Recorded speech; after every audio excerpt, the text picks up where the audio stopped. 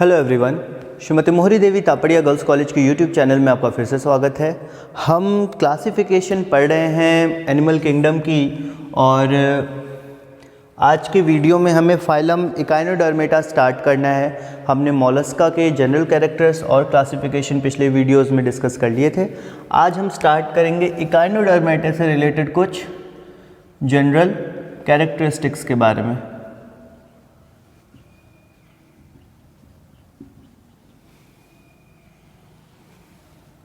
अब इकाइनोडर्म्स की बात करें तो यहाँ पे हम स्टडी करते हैं कुछ ऐसे organism like star fishes, like sea cucumbers, like sea urchins, इन सब के बारे में हम डिस्कस यहाँ पे करते हैं।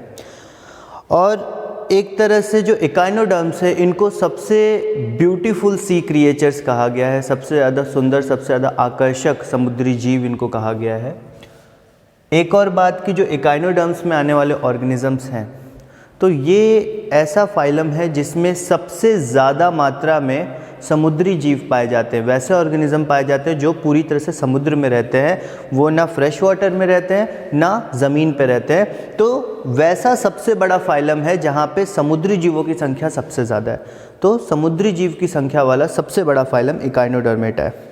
अब यहाँ पे जनरल कैरेक्टरिस्टिक्स की बात करें अपन तो सबसे पहली चीज़ कि जितने भी मेंबर्स हैं वो सब समुद्री जीव हैं, सब के सब समुद्री पानी में रहते हैं। All the members are marine. Approx 5300 known species यहाँ पे हमें इकाइनोडर्म्स के बारे में पता है कि 5300 स्पीशीज़ यहाँ पे पाई जाती हैं। उसके अलावा दे आर बॉटम ड्वेलर्स। इस चीज़ को और नोटिस करो आप कि ये जो है दे आर बॉटम ड्वेलर्स, मतलब जो समुद्री पानी है उसमें नीचे एकदम काफ़ी नीचे तक ये रहते हैं। कई मछलियाँ या कई ऑर्गेनिज्म रहते हैं ना जो ऊपर ऊपर तैरते रहते हैं, पर वैसा नहीं, ये एकदम समुद्र की गहराई में ज़मीन के पास रहते हैं, समुद्र के सतह के पास। उसके बाद अगर अपन देखें दे आर एंटेरोसेलस।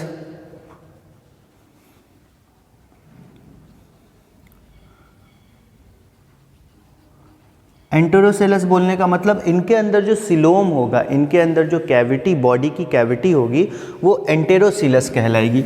एंटेरोसिलस कहने का मतलब कि जो अपना डाइजेस्टिव ट्रैक्ट होता है ना, डाइजेस्टिव ट्रैक्ट जो पूरा होता है वो जब फोल्ड होता है, वो फोल्ड होके जब एक पाउच या फिर एक पैकेट या फिर एक गड्ढा बनाता है, वैसा जो सिलोम होता है, जो डाइजेस्टिव ट्रैक्ट के फोल्ड होने से सिलोम बनता है, उसको अपन एंटेरोसिलोम बोलते हैं या एंटेरोसिलस ऑर्गेनिज्म बोलते हैं। ठीक है, तो डाइजेस्टिव ट्रैक्ट की जो लाइनिंग, जो वॉल है, वो जब फोल्ड होती है और उससे जो कैविटी बनती है उसको अपन एंटेरोसिलोम बोलते हैं। उसके बाद अगर अपन देखें कि ये जो हैं ट्रिप्लोब्लास्टिक होते हैं, दीज ऑर्गेनिजम्स आर ट्रिप्लोब्लास्टिक, मतलब 3 जर्मिनल लेयर्स, 3 जर्म लेयर्स से मिलके ये बने होते हैं। 3 जर्म लेयर्स कौन कौन सी? सबसे बाहरी एक्टोडर्म, बीच में मेसोडर्म और अंदर एंडोडर्म। ये 3 जर्मिनल लेयर से मिलके बने होते हैं। उसके बाद बॉडी इज किस तरह से होती है? Star shaped. बॉडी जो इनकी होती है लार्जली कैसी होती है? स्टार शेप, स्टार की तरह। स्टार फिश अगर आपको पता होगा तो बॉडी वैसी होती है, एकदम स्टार की तरह। और यहाँ पे इनके पास जो है टोटल 5 जो पोर्ट्स बोलो या फिर पैर बोलो ये पाए जाते हैं। ठीक है, तो बॉडी जो है इनकी स्टार की तरह होती है। उसके बाद अगर अपन देखें तो इसके पास बाइलेटरल सिमेट्री तो पाई जाती है, ओरिजिनल बाइलेटरल सिमेट्री पाई जाती है। उसके साथ ही साथ इनके पास पेंटामेरस रेडियल सिमेट्री भी पाई जाती है।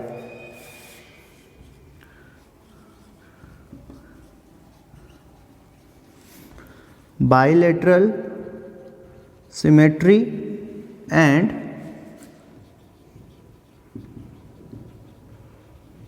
पेंटामेरस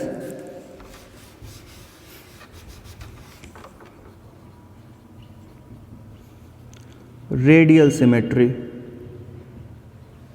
मतलब इसका बायरेडियल सिमेट्री के बारे में तो हमें पता है कि एक ऑर्गेनिज्म को अगर एक प्लेन ऑफ एक्सिस में काटो तो दो इक्वल पार्ट में डिवाइड होगा। पर पेंटामेरस रेडियल सिमेट्री का मतलब होता है कि एक ऑर्गेनिज्म को किसी भी प्लेन ऑफ एक्सिस में काटो तो वो दो इक्वल पार्ट्स में डिवाइड होगा।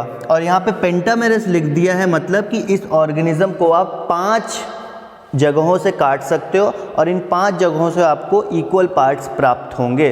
5 जगहों से काटोगे तो इक्वल पार्ट्स प्राप्त होंगे। अगर आपके पास एक स्टारफिश है,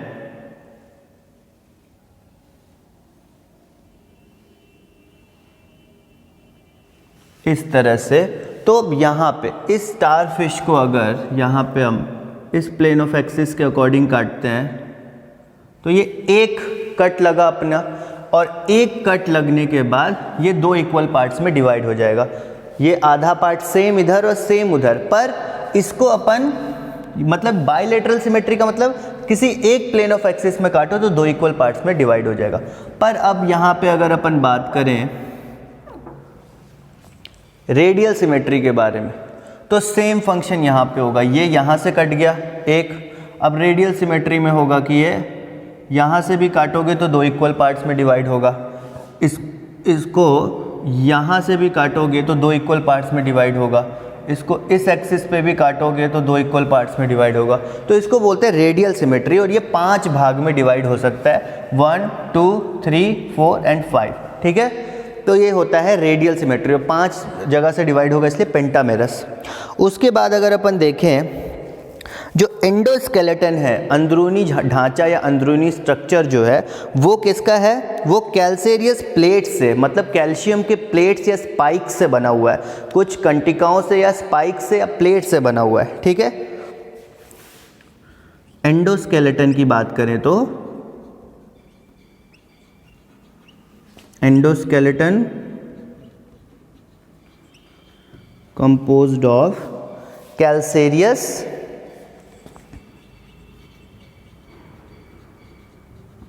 endoskeleton composed of calcareous plates या स्पाइक्स, प्लेट्स बोल लो या फिर स्पाइक्यूल्स या स्पाइक्स बोल लो, इससे बना हुआ होगा, ठीक है। और ये जो स्पाइक्स और स्पाइक्यूल्स हैं ये स्किन के अंदर, चूंकि ये एंडोस्केलेटन है, अंदरूनी स्केलेटन है, तो इसके ऊपर फिर स्किन की लेयर होगी। तो ये जो स्पाइक्यूल्स हैं उनका ढांचा होगा और उसके ऊपर स्किन की कवरिंग होगी, ठीक है। उसके बाद अगर अपन देखें एक्सोस्केलेटन्स जो है वहाँ पे स्पाइक्यूल्स होंगे और वो एपिडर्मिस से ढके हुए होंगे।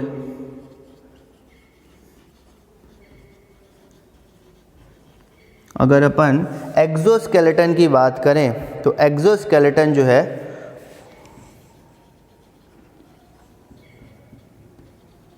वहाँ पे स्पाइक्यूल्स होंगे और वो कवर किससे होंगे, एपिडर्मिस से, जो बाहरी लेयर होती है उससे,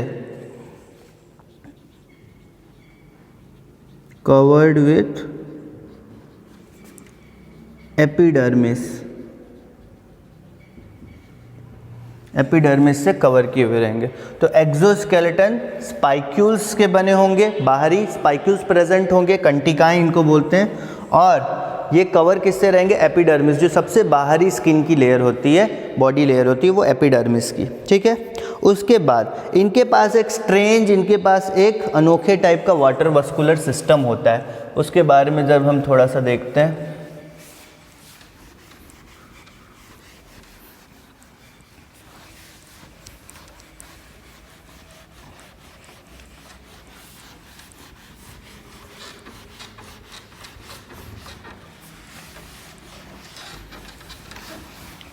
तो अब इन बात करते हैं इनके वाटर वस्कुलर सिस्टम की। पिक्यूलियर मतलब यहाँ पे स्ट्रेंज या फिर अनोखे टाइप का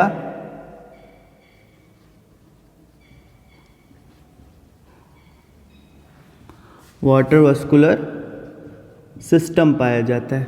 ये वाटर वस्कुलर सिस्टम अनोखे टाइप का इसको यहाँ पे इसलिए बोल रहे हैं क्योंकि इनके जो फुट या पैड्स हैं, अपन ने स्टारफिश देखा तो यहाँ पे जो 5 यहाँ पे इनके स्पोर्ट्स हैं या फिर लेग्स हैं, उसके सतह पे छोटे छोटे बहुत सारे ट्यूब्स प्रेजेंट होंगे और इनका काम होता है इन ट्यूब का जो मेराइन वाटर है, सी वाटर है, उसको बॉडी में अंदर लाना और बाहर ले जाना। तो जो वाटर का एक्सचेंज होता है वो बहुत ही स्पेशलाइज्ड उन ट्यूब के थ्रू होता है। इस कारण से इनका जो वाटर वस्कुलर सिस्टम है वो स्पेशल टाइप का, अनोखे टाइप का है।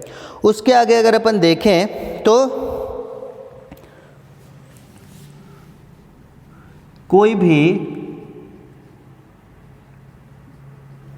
डेफिनाइट हेड नहीं पाया जाता है। जो स्ट्रक्चर आप देखोगे उसमें आप नहीं पता कर पाओगे कि इसका हेड कहाँ पे है। स्टारफिश भी अगर आप देखोगे तो आप नहीं पता कर पाओगे कि ये हेड कहाँ पे है। तो कोई डेफिनेट हेड या फिर ब्रेन पार्ट नहीं होता।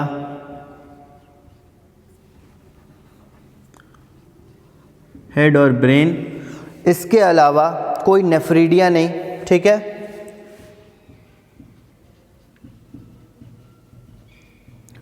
गोनैड्स जो हैं वो बाहर खुलते हैं, gonads open exteriorly by ducts.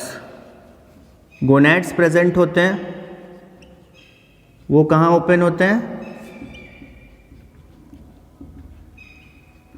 एक्सटीरियरली मतलब बाहर, किससे?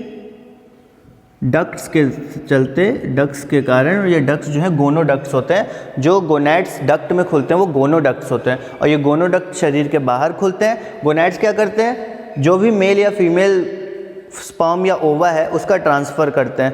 तो गोनैड्स जो है जनरेशन करते हैं स्पर्म या ओवा का। ये गोनोडक्ट जो होता है वो पाइप होता है, उससे स्पर्म और ओवा बाहर चला जाता है। उसके आगे अगर अपन देखें तो यहाँ पे organ system grade of organization होता है, ये तो पता ही है, चलो ये बता दें। Organ system level of body organization. Body organization जो है वो ऑर्गन सिस्टम लेवल का होता है। Organ system level of body organization. उसके बाद इनका जो नर्वस सिस्टम होता है वो एक्टोडर्मल होता है, मतलब एक्टोडर्म से ओरिजिनेटेड, सबसे बाहरी लेयर से originated. Ectodermal nervous system, ectodermal nervous system मतलब नर्वस सिस्टम का जो ओरिजिन है वो एक्टोडर्म से होता है, सबसे बाहरी लेयर से होता है, जो एक्टोडर्म सबसे बाहरी जर्मिनल लेयर होती है।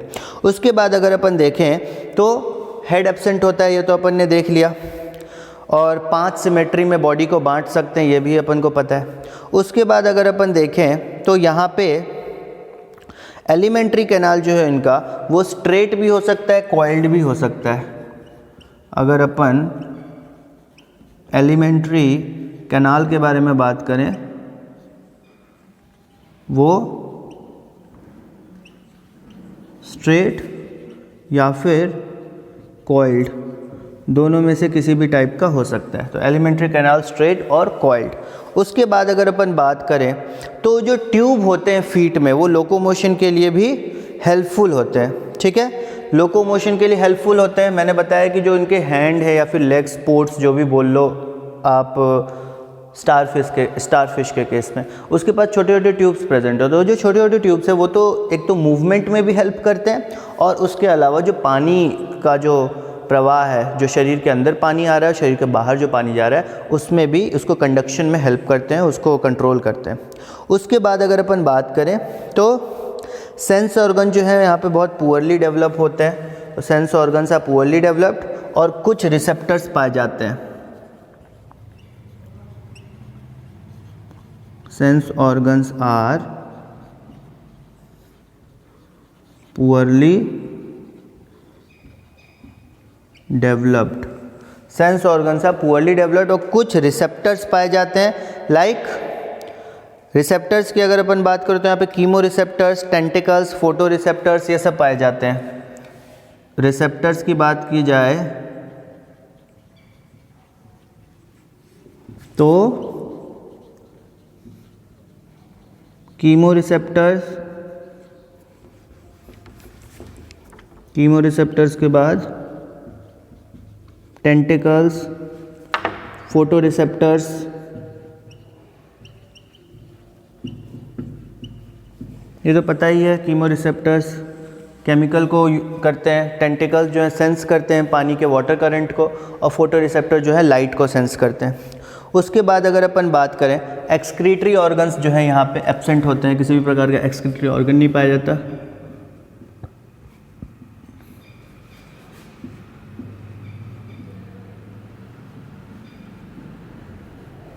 Excretory organ absent. और उसके बाद अगर अपन नेक्स्ट बात करें ये यूजुअली जो है डायोशियस होते हैं। फर्टिलाइजेशन एक्सटर्नल, डायोशियस मतलब मेल और फीमेल रिप्रोडक्टिव ऑर्गन अलग अलग इंडिविजुअल पे पाया जाएगा। फर्टिलाइजेशन की बात करें तो वो क्या होगा, एक्सटर्नल बाहर होगा, क्योंकि हमने यहाँ पे भी देखा था कि जो डक्ट था वो गोनैड्स के जो स्पर्म और ओवा आते हैं वो डक्ट उसको बाहर छोड़ देता है, तो पानी में फर्टिलाइजेशन होगा। और यहाँ पे एक और चीज़ कि डेवलपमेंट इनडायरेक्ट होगा और रीजनरेशन प्रेजेंट होगा। डेवलपमेंट की बात करें तो इनडायरेक्ट मतलब लार्वल स्टेज प्रेजेंट होगा, और रीजनरेशन जो है वो यहाँ पे प्रेजेंट होगा। मतलब कोई ऑर्गन, कोई बॉडी का पार्ट अगर डीजेनरेट हो जाता है, कट जाता है, अलग हो जाता है, तो वो वापस से ग्रो हो सकता है। उसको अपन रीजनरेशन बोलते हैं, फिर से जनरेट होना, रीजनरेशन। ठीक है, तो ये फाइलम इकाइनोडर्मेटा के कुछ कैरेक्टरिस्टिक्स थे। अगले वीडियो में हम इनके जो क्लासिफिकेशन है उसके बारे में स्टडी करेंगे। आज का वीडियो आई होप आपको समझ में आ गया होगा और इसमें कोई ऐसा टर्म नहीं बचा होगा कि जो आपको समझ में ना आया हो। आई एम होपिंग कि आपको ये सारा जो मैटर है, ये सारा जो चीज़ है, ये समझ में आ गया होगा और आपने नोट डाउन किया होगा और आपको ये वीडियो पसंद आई होगी। अगर ये वीडियो पसंद आई हो, इसको लाइक कीजिए, शेयर कीजिए और हमारे चैनल को सब्सक्राइब कीजिए। मिलते हैं नेक्स्ट वीडियो में नए टॉपिक के साथ। Thank you very much.